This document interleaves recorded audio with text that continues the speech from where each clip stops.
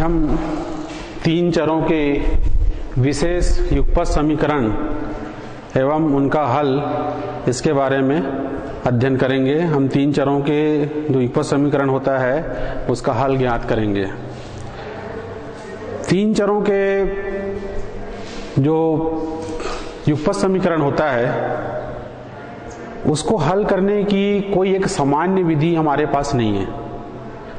हम अलग अलग स्थिति के अनुसार प्रश्नों के विभिन्न प्रकार को देखते हुए उसके आधार पे उस प्रश्न को हल किया जाता है। अलग अलग स्थिति के अनुसार से उसको हल करने की जो युक्तियां हैं, जो मेथड है, वो अलग अलग है। तो सबसे पहले हम देखते हैं ऐसे समीकरण, तीन चर वाले ऐसे समीकरण जिसमें जब दो समीकरण एक घाती हो। पहला स्थिति में देखते हैं जब दो समीकरण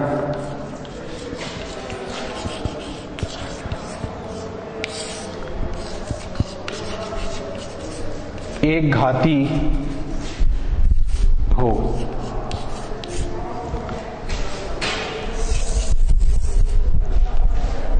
इससे संबंधित सवाल पहले हम लेंगे।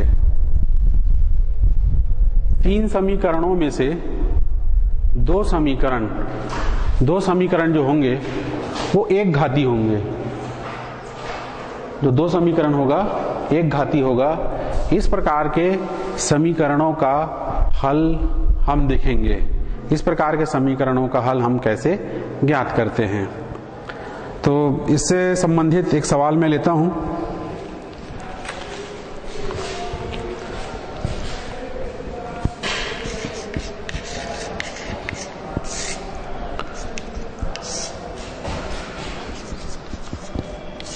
हल कीजिए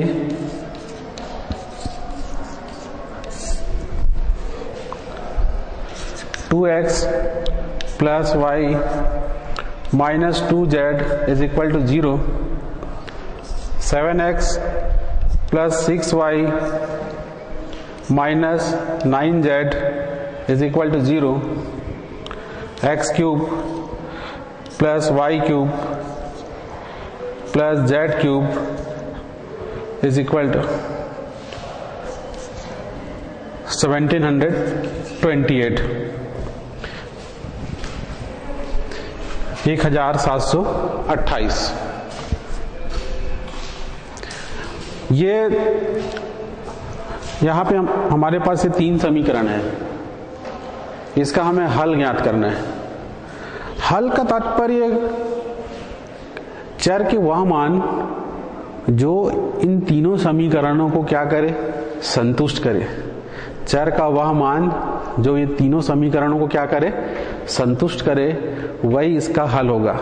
तो हम तीन चरों वाले समीकरण के अंतर्गत पहला जो हमारा स्थिति है वो क्या है, जब दो समीकरण एक घाती हो। आप यहाँ पे देख रहे हैं पहले समीकरण और दूसरे समीकरण ये एक घाती हैं। ये जो है एक घाती है। यहाँ x की घात एक है, यह x की घात, यहाँ y की घात एक है, यहाँ पे z की घात एक है, यहाँ पे x की घात एक है, y की घात एक है, z की घात एक है। तो ये देखिए जब दो समीकरण एक घाती हो, पहले और दूसरा समीकरण हमारा एक घाती है, तो इस प्रकार के समीकरणों को हम कैसे हल करते हैं। इस समीकरण में हम एक विशेष बात और देख रहे हैं, एक विशेष चीज और हम देख रहे हैं कि इधर जो हमको राइट साइड में ये 0 दिया गया है। दोनों समीकरणों में इसके राइट साइड में 0 है। तो ऐसी स्थिति में हम इस समीकरण को, ये पहले दो समीकरण को हम वज्र गुणन की विधि से हल ज्ञात कर सकते हैं। उसमें x, y, z का जो मान है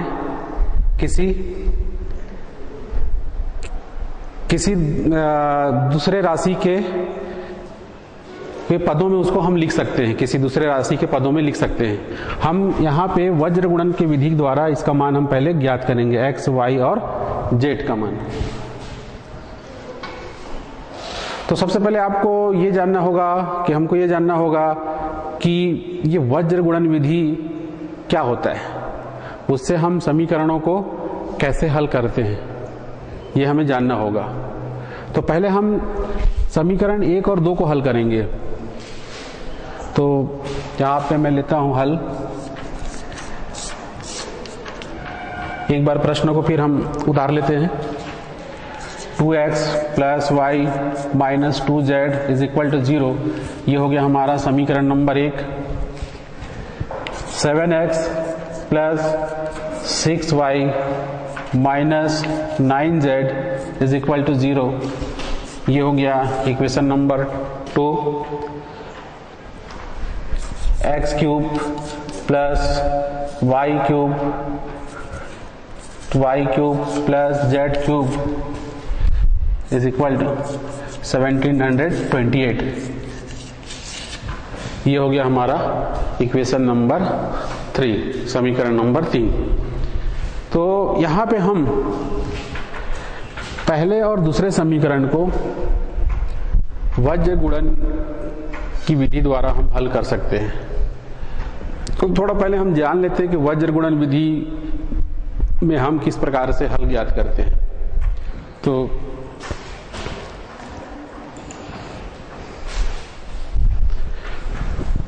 ये समीकरण हम लेते हैं a1x plus b1y plus c1z is equal to 0, a2x plus b2y plus c2z is equal to 0। ये दो समीकरण हैं। इसको हम वज्र गुणन विधि द्वारा कैसे हल ज्ञात करेंगे, x, y, z का मान हम कैसे प्राप्त करेंगे।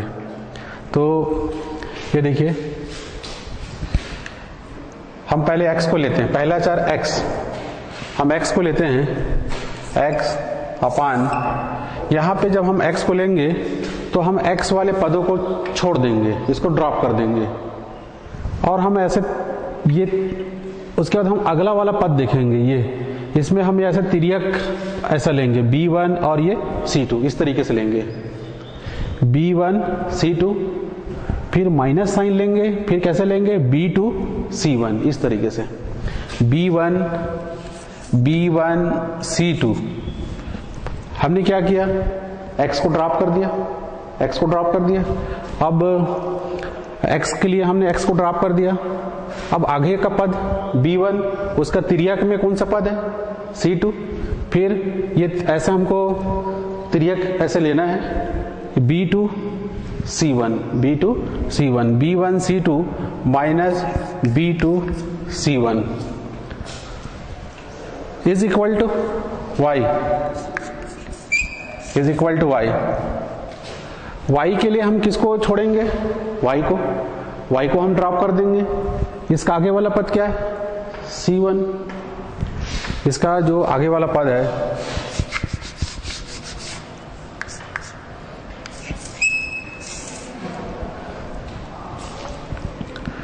ये c1, इसको हमें छोड़ना है। तो ये हमको ऐसे क्रॉस लेना है, ऐसे क्रॉस c1 a2 या a2 c1, फिर क्या लेंगे हम, माइनस साइन लेंगे, फिर ये ऐसा चलेंगे हम a1 c2। y के लिए y वाले पद को छोड़ दो, y के लिए y वाले पद को हम छोड़ देंगे, a1 c2 is equal to z upon, अब z के लिए हम क्या करेंगे, z वाले पदों को छोड़ देंगे, ये यहां से लेंगे a1 b2 ऐसे क्रॉस, फिर a2 b1, बीच में हमें क्या लेना है, माइनस साइन लेना है, a1 b2 minus a2 b1। और चूंकि ये तीनों आपस में बराबर है तो इसको हम किसी राशि किसी राशि के बराबर हम मान लेते हैं। हम इसको किसके बराबर मान लेते हैं? k के बराबर, k के बराबर हम मान लेते हैं। तो इसको जब हम k के बराबर रखेंगे तो x का जो मान k के पदों में निकलेगा, x का मान किसके पदों में निकलेगा? k के पदों में निकलेगा। y का मान किसके पदों में निकलेगा? k के पदों में। ये तीनों आपस में बराबर है, उसको हमने इस सब के जगह पे क्या मान लिया? k मान लिया। और फिर z का जो मान वो भी किसके पदों में निकलेगा? k के पदों में निकलेगा। फिर हम क्या करेंगे? इन मानों को x y z के मानों को हम कहाँ पे रखेंगे? समीकरण नंबर 3 में रखेंगे। समीकरण नंबर 3 में रखेंगे, उससे समीकरण 3 हमें k के पदों में प्राप्त होगा। किसके पदों में प्राप्त होगा? k के पदों में हमें प्राप्त होगा। समीकरण 3 k के पदों में प्राप्त होगा। k का मान ज्ञात करेंगे, उस मान को फिर यहाँ पे रखेंगे, उससे हमें x y z का मान ज्ञात हो जाएगा। तो ये अभी मैंने आपको बताया वज्र गुणन विधि। वज्र गुणन विधि से हम ये समीकरणों को, ये दो समीकरणों को हम कैसे हल करते हैं। ये इसका स्टैंडर्ड फॉर्म हो गया। इस तरीके से समीकरण रहेंगे, उसको हम कैसे हल करते हैं। वज्र गुणन विधि, वज्र गुणन विधि।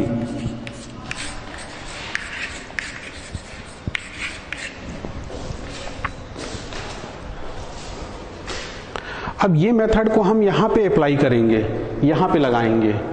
किसमें? समीकरण 1 और 2 में। यहाँ पे हम ये वज्र गुणन विधि को हम लगा के यहाँ पे x y z का मान k के पदों में ज्ञात करेंगे।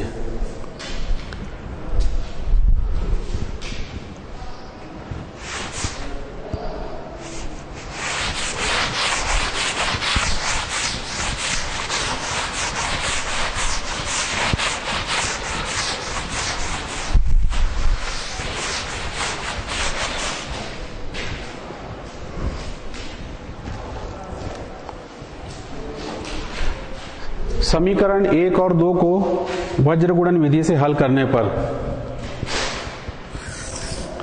समीकरण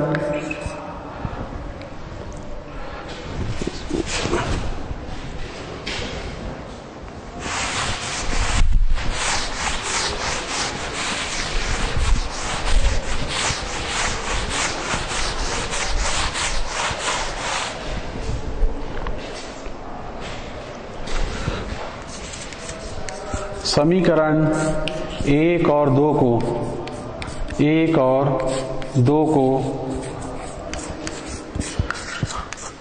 वज्र गुणन विधि से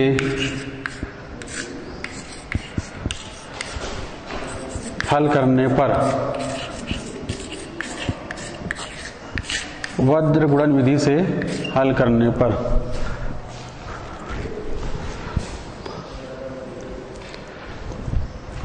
ये समीकरण नंबर 1 है और ये समीकरण नंबर 2 है। 2x plus y minus 2z is equal to 0। 7x plus 6y minus 9z is equal to 0। इन समीकरणों को हम वज्र गुणन विधि से हल कर सकते हैं।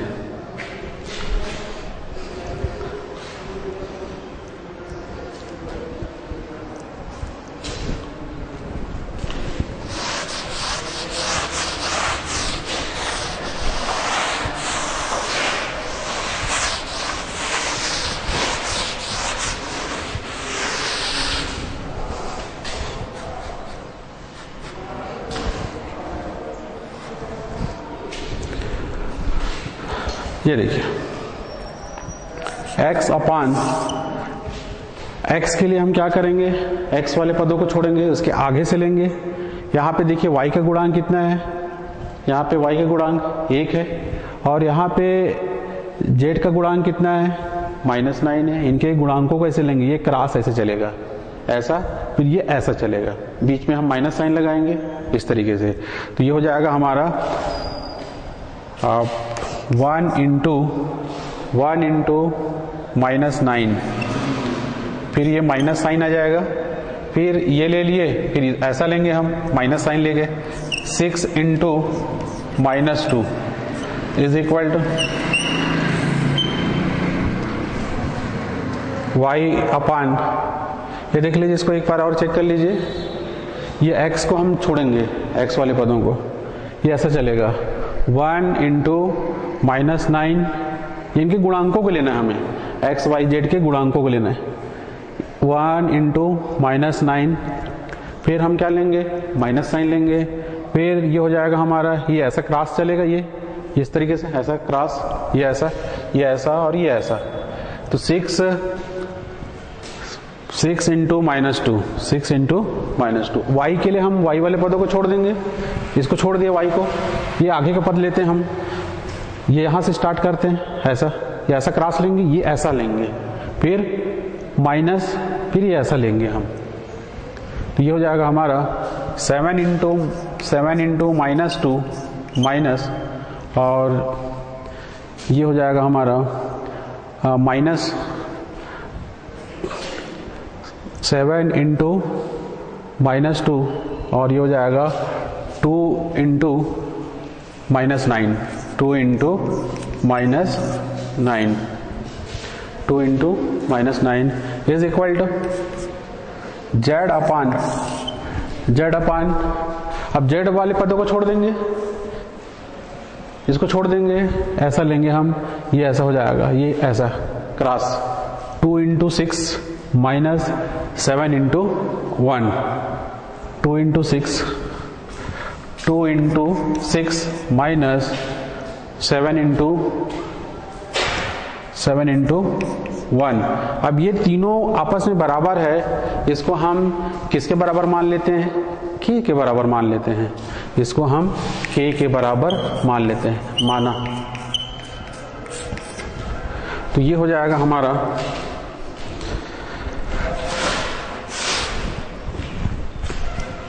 x अपान -9, ये माइनस इंटू माइनस प्लस, ये 6 दूनी 12 हो जाएगा, y अपान -14 और माइनस इंटू माइनस प्लस, और ये हो जाएगा 9 दूनी 18 इज इक्वल टू z अपान, ये हो जाएगा 6 दूनी 12 और ये हो जाएगा -7, 7 एकम 7 इज इक्वल टू k।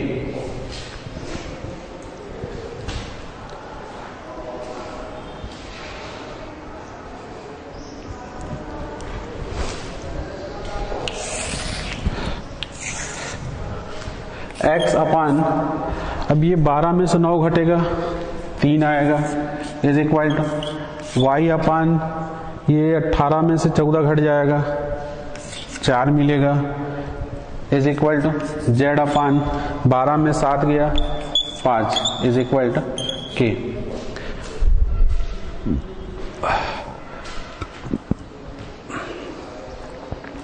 ये हो जाएगा हमारा, implies that x अपान 3 को हम k के बराबर रखेंगे, y अपान 4 को हम k के बराबर रखेंगे, z अपान 5 को हम k के बराबर रखेंगे, उससे हमको फिर x, y और z का मान k के पदों में प्राप्त होगा।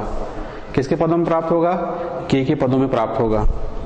तो ये हो जाएगा x equal to 3k, y equal to 4k, z equal to 5k। इसको हम समीकरण नंबर 4 मान लेते हैं, इसको हम समीकरण नंबर 4 मान लेते हैं। अब हम क्या करेंगे, ये जो मान है इसको हम कहाँ रखेंगे, समीकरण नंबर 3 में रखेंगे, और वहां से फिर हमको k का मान प्राप्त होगा, वहां से हमें k का मान प्राप्त होगा, फिर उस मान को फिर हम यहीं पे रखेंगे समीकरण नंबर 4 में, तब जाके हमें इस समीकरण का हल प्राप्त हो जाएगा, x y z का मान प्राप्त हो जाएगा। अब देखिए x y z का मान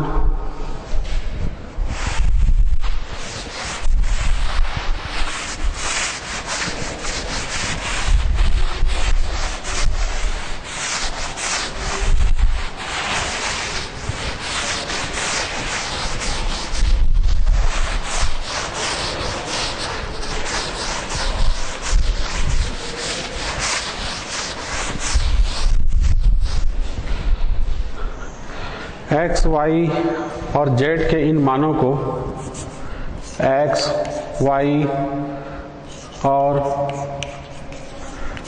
जेड के इन मानों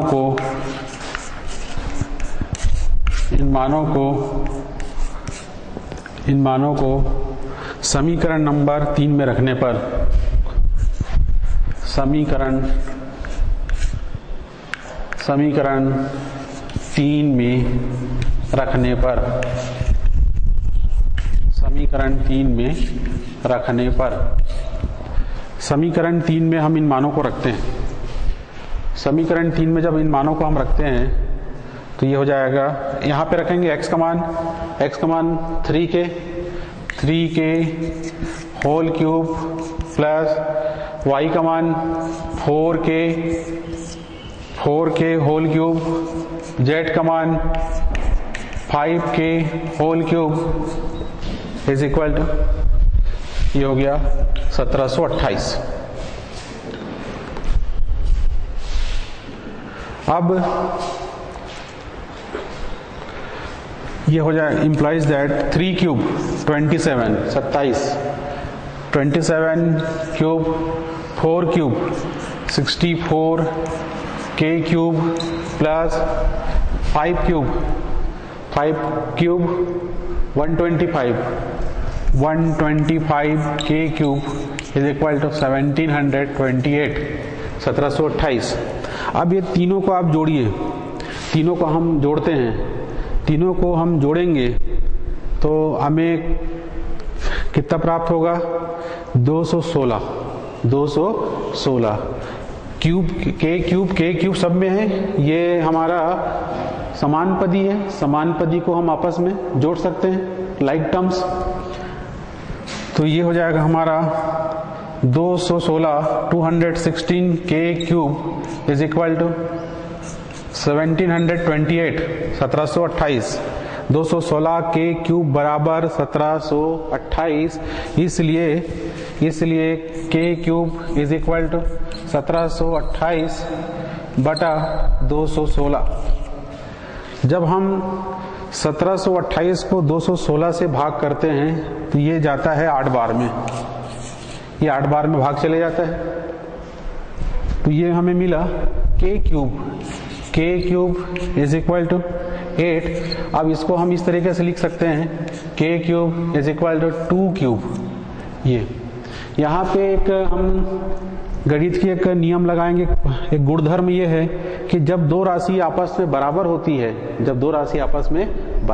है और उनका घात भी आपस में क्या है, समान है, तो उनका आधार भी आपस में क्या होता है, बराबर होता है। उस आधार पे इसलिए k बराबर क्या हो जाएगा, 2, k बराबर 2 हो गया। अब इन मानों को हम कहाँ रखेंगे, यहाँ पे रखेंगे।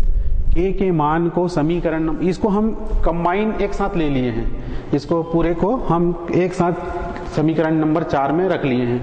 k के मान को समीकरण नंबर 4 में रखने पर, k के मान को समीकरण नंबर 4 में रखने पर k के मान को समीकरण 4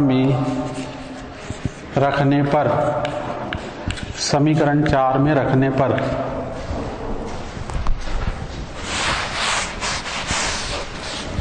k का मान को जब हम समीकरण नंबर 4 में रखेंगे, यहाँ पे रखेंगे k का मान, k बराबर हमें कितना प्राप्त हुआ है, k बराबर हमें 2 प्राप्त हुआ है। तो यहाँ पे हम रखेंगे तो ये हो जाएगा x इक्वल टू 3 दूनी 3 इंटू 2, 3 दूनी 6। इसी प्रकार से y बराबर k का मान अब जब हम रखेंगे 2 रखेंगे तो ये हमें मिलेगा 4 दूनी 8 और z equal to 5 into 2 is equal to 10, x is equal to 6, y is equal to 8 and z equal to 10 ये समीकरण का हल होगा।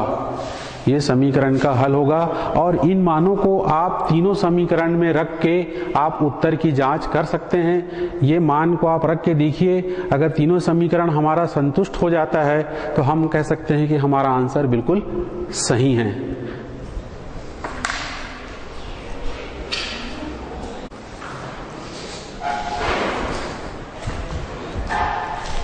तो जैसा अभी मैंने बताया था कि जो मान प्राप्त हुआ है उसको हम समीकरणों में रख के हम उत्तर की जांच कर सकते हैं। समीकरण में रख दिए और समीकरण अगर संतुष्ट हो गया तो हम पूरी तरह से संतुष्ट हो जाएंगे कि हमारा उत्तर सही है। जैसे एक उदाहरण के तौर पे, उदाहरण नहीं, ये प्रश्न का ही मैं बता रहा हूं। ये जो पहला समीकरण था हमारा x³ 2x + y - 2z = 0, ये हमारा पहला समीकरण था। हमें x, y, z के मान जो प्राप्त हुए हैं वो प्राप्त हुआ है x = 6, y = 8 और z = 10। ये हम रखते हैं इसके लेफ्ट हैंड साइड में। अगर लेफ्ट हैंड साइड, इधर राइट हैंड साइड में कितना है? 0 है। इधर भी 0 अगर आ जाता है तो हम कह सकते हैं कि हमारा आंसर बिल्कुल सही है। तो तीनों समीकरणों को संतुष्ट करना चाहिए। तो ये हो जाएगा 2 × 6 प्लस y का मान कितना है? 8 - 2, z का मान 10, 6 दूनी 12, 8 10 दूनी 20, 12 8 20, 20 - 20 = 0। ये लेफ्ट हैंड साइड हमें 0 प्राप्त हो गया। इसी प्रकार से हमें तीनों समीकरणों को जांच लेना है और फिर हम पूरी तरह से संतुष्ट हो जाएंगे कि हमारा जो आंसर बिल्कुल सही है। अब अभी हम 3 चरों के विशेष युगपत समीकरण के अंतर्गत हम ऐसे प्रश्न ले रहे हैं, जो कि ऐसे प्रश्नों को हल कर रहे हैं जिसमें जब 2 समीकरण एक घाती हो। 2 समीकरण क्या हो? एक घात वाला। 3 समीकरणों में से 2 समीकरण क्या होगा? एक घात वाला होगा। ऐसे प्रश्नों का हल हम अभी देख रहे हैं। अलग अलग प्रकार के होंगे।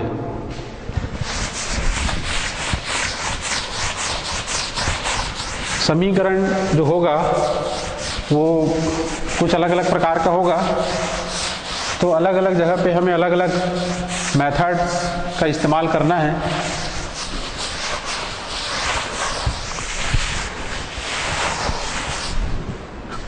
अब मैं एक दूसरा सवाल ले रहा हूं।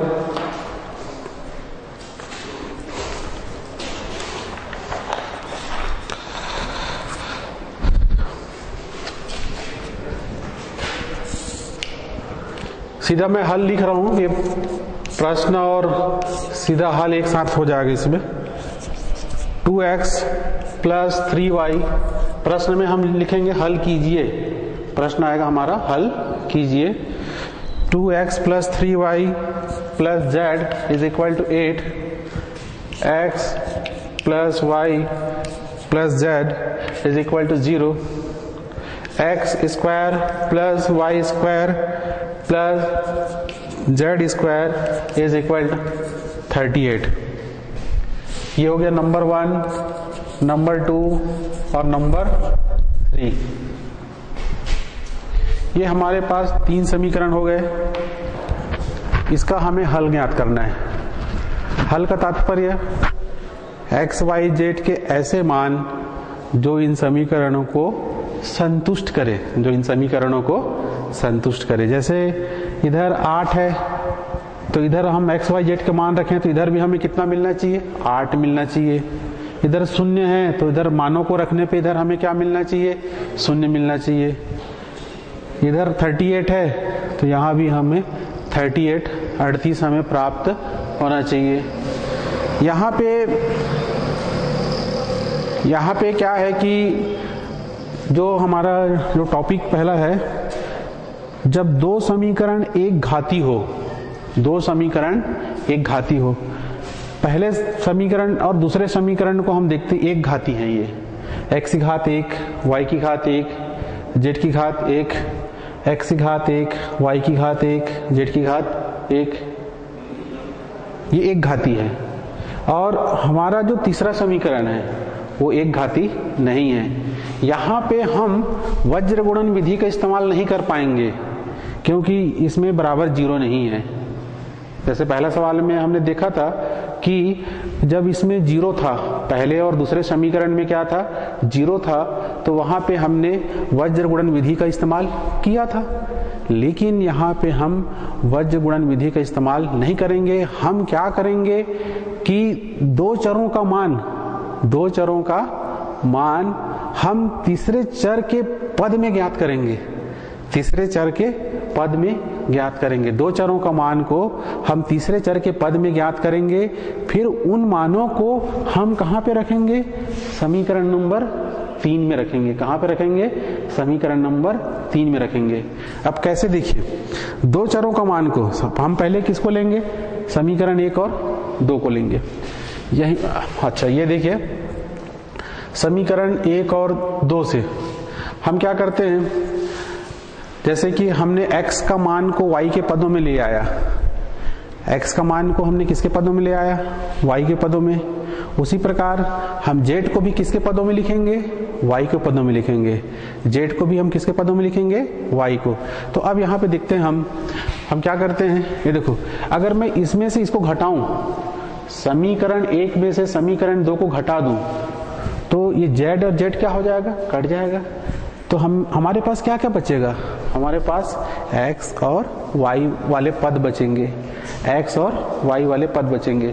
तो हम क्या करते हैं, यहाँ पे समीकरण 1 में से समीकरण 2 घटाने पर, समीकरण 1 में से समीकरण 2 घटाने पर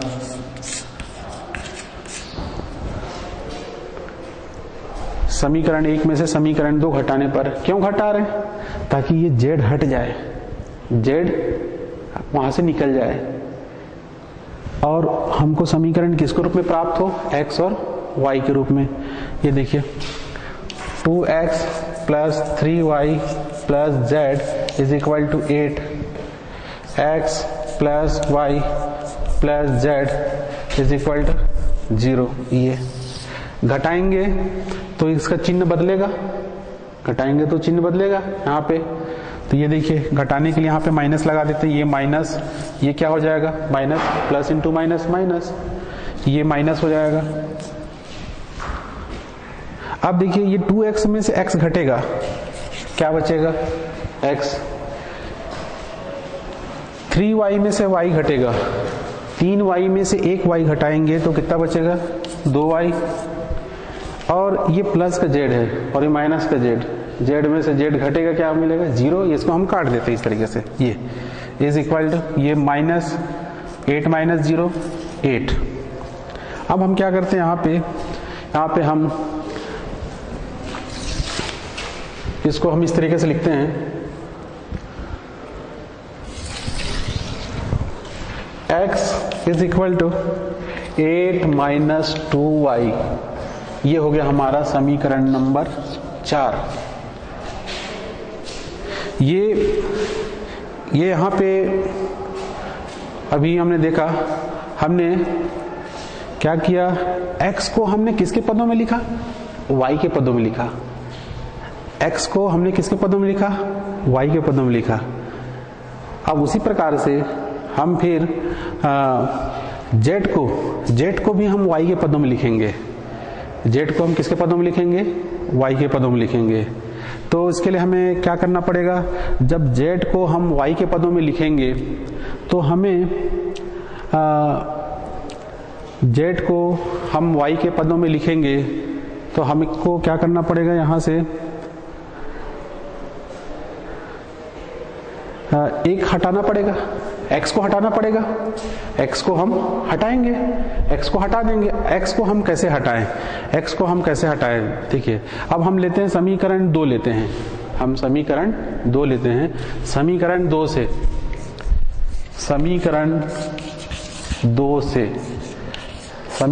2 से ये है हमारा x plus y plus z is equal to 0। अभी हमने x को किसके पदों में लिखा? y के पदों में लिखा। अब हम z को भी किसके पदों में लिखेंगे? y के पदों में लिखेंगे। z को y के पदों में लिखेंगे तो हम क्या करते हैं, यहाँ पे हम x का मान रख देते हैं। ये यहाँ पे ये हो जाएगा हमारा x का मान हम यहाँ पे रख देंगे, या इसको हम इस तरीके से लिख देते हैं पहले z equal to minus x minus y, ऐसा लिख दिए पहले हम, सीधा मान ना रख के हम पहले इसको इस तरीके से लिख दिए। अब हम क्या करेंगे, x का मान ये है हमारा 8 माइनस 2y, ये मान हम यहाँ पे रख देंगे। तो ये z भी हमें किसके पदों में प्राप्त होगा? y के पदों में प्राप्त होगा। x का मान रखने पर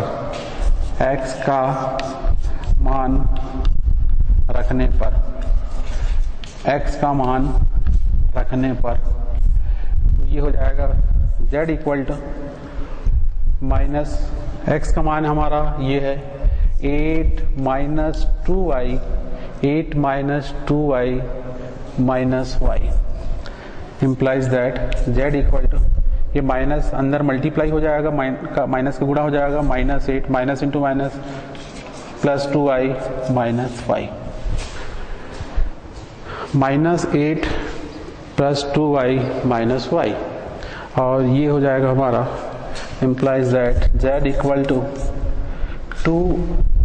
2y में से y घटा y माइनस 8, ये होगा हमारा समीकरण नंबर 5 y माइनस 8। इसको हम यहाँ पे अलग से नोट करके रख लेते हैं। इसको हमारा समीकरण नंबर 4 है x equal to 8 minus 2y, ये 4 नंबर है। 5 नंबर हमारा है z equal to y minus 8, ये हमारा इक्वेशन नंबर 5 है। तो इसमें हमको यही काम करना है कि दो चरों का मान को तीसरे चर के पदों में लिखना है। दो चरों के मान को हमें क्या करना है? तीसरे चर के पदों में लिखना है। तो हमने क्या किया, x और z के मान को हमने किसके पदों में लिखा? y के पदों में लिखा। किसके पदों में लिखा? y के पदों में लिखा। x equal to 8 minus 2y, z equal to y minus 8। अब हम क्या करेंगे, इन मानों को हम कहाँ पे रखेंगे? इन मानों को x और z के मान को हम कहाँ पे रखेंगे? समीकरण नंबर, इन मानों को हम कहाँ पे रखेंगे? समीकरण नंबर 3 में रखेंगे। कहाँ पे रखेंगे? 3 में। इन दोनों से निकाला है ना हमने, यहाँ पे रखेंगे 3 में। उससे क्या होगा, ये पूरा समीकरण, ये वाला पद किस में चले जाएगा? y में बदल जाएगा। ये भी किस में चेंज होगा? y में। ये पूरा समीकरण y के पदों में हमें प्राप्त हो जाएगा। ये पूरा समीकरण किसके पदों में प्राप्त होगा? y के पदों में प्राप्त होगा। फिर उसको हम हल कर सकते हैं। एक ही चर हो जाएगा, फिर हम समीकरण को हल कर सकते हैं। ऐसा इसका ये तरीका है। पहले सवाल में हमने देखा था कि ये दोनों यहाँ पे 0 0 था, तो हम उसको वज्र गुणन विधि से हमने हल कर लिया था। लेकिन यहाँ पे ऐसा नहीं है, तो हम इसमें क्या करते हैं, दो राशियों को हम तीसरे राशि के पदों में क्या करते हैं? व्यक्त करते हैं। फिर उस मान को हम तीसरे समीकरण में रख देते हैं। तो हम क्या करेंगे, यहाँ पे समीकरण 4 और 5 से x और z का मान समीकरण नंबर 3 में रखने पर x और z का मान समीकरण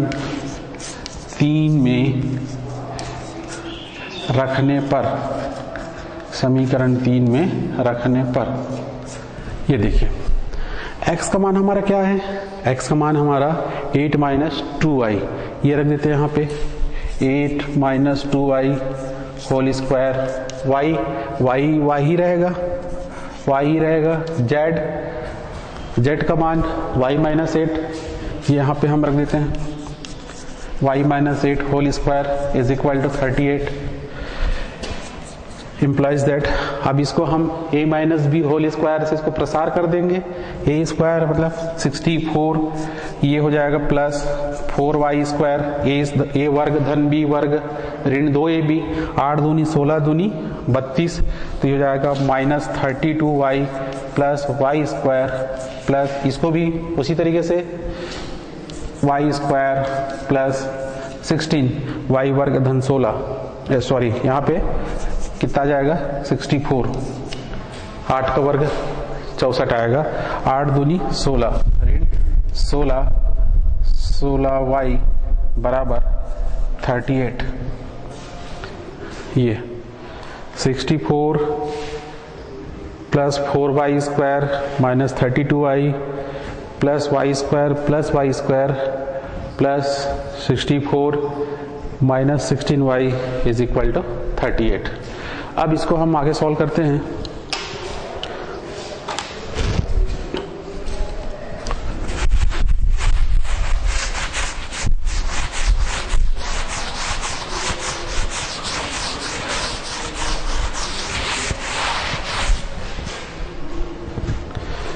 ये हो जाएगा, देखिए समानपदी 4y square plus y square plus y square, 4 1 5 और 1 6, 4y वर्ग 1y वर्ग 1y वर्ग, ये हो गया 6y square implies that 6y square. अब ये देखिए यहाँ पे ये 32y है माइनस का, माइनस 32y और ये 16y, 32 और ये 16 कितना हो जाएगा 32 और 10 42, 42 और 6 48, माइनस 48 y और ये हो जाएगा हमारा 64 और ये 64 धन 64 128 इज इक्वल टू 38।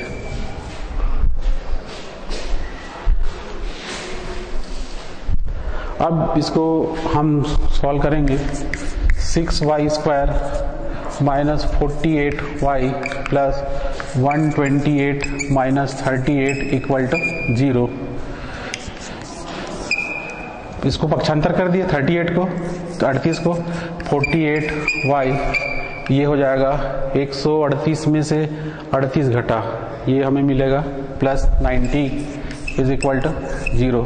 ये हमें क्या प्राप्त हो गया, अब द्विघात समीकरण हो गया। यहाँ से हम कॉमन निकाल सकते हैं, 6 कॉमन निकल जाएगा। देखिए 6 48 15 6 90, 6 कॉमन निकल जाएगा, implies that 6 common y square minus 8y plus 15 is equal to 0, और ये जो 6 इधर आ जाएगा 0/6 हो जाएगा, implies that y square minus 8y plus 15 is equal to 0।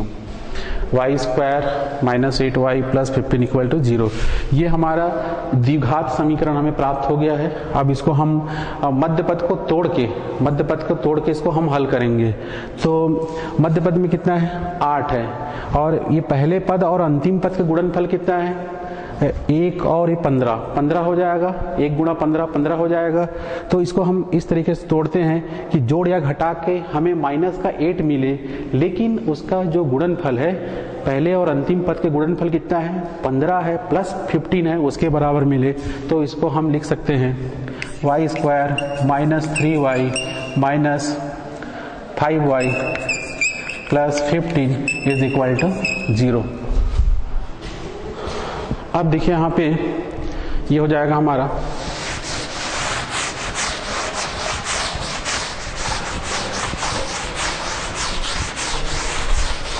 यहाँ से हम जैसे हम हल करते हैं द्विघात समीकरण को, उस प्रकार से इसको हम हल कर रहे हैं। पहले दो का समूह में से हम उभयनिष्ठ निकालेंगे। पहले से क्या उभयनिष्ठ निकलेगा y माइनस 3 प्लस अगले दो पदों में से -5 कॉमन निकाल देंगे, तो ये हो जाएगा y minus 3 is equal to 0। तो ये हो जाएगा। फिर इम्प्लाइज दैट इन दोनों में से कॉमन क्या निकलेगा, इन दोनों में से कॉमन निकलेगा y माइनस 3 कॉमन निकलेगा, y माइनस 3 कॉमन, यहाँ पे क्या बचा y, यहाँ पे minus 5 is equal to 0। Implies that y equal to 3 या y इक्वल टू 5, 3 और 5, 3 या 5, इन मानों को हम क्या करेंगे, समीकरण नंबर 4 और 5 में रखेंगे। हम पहले लेके चलते हैं।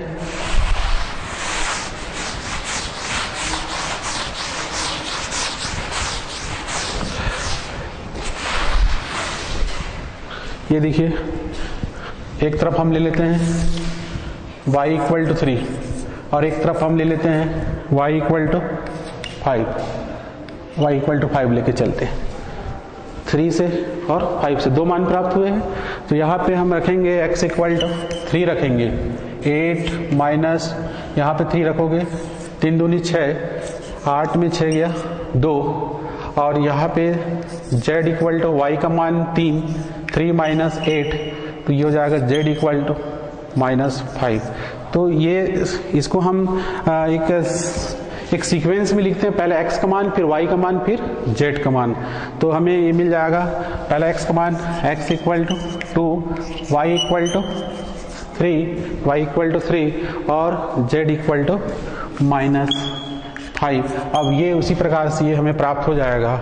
y इक्वल टू 5 लेते हैं तो x इक्वल टू 8 माइनस 2 पंचे 10, 2 गुणा 5, ये हो जाएगा 8 minus 10 minus 2, x equal to minus 2, z equal to y का मान 5 minus 8, z equal to minus 3, x equal to minus 2 और z इक्वल टू माइनस 3। और ये इसको हम थोड़ा क्रम से अगर लिखें जमा के, तो ये हो जाएगा हमारा x is equal to x equal minus 2, y is equal to 5, z equal to minus 3, x equal to minus 2, y equal to 5, z equal to minus 3।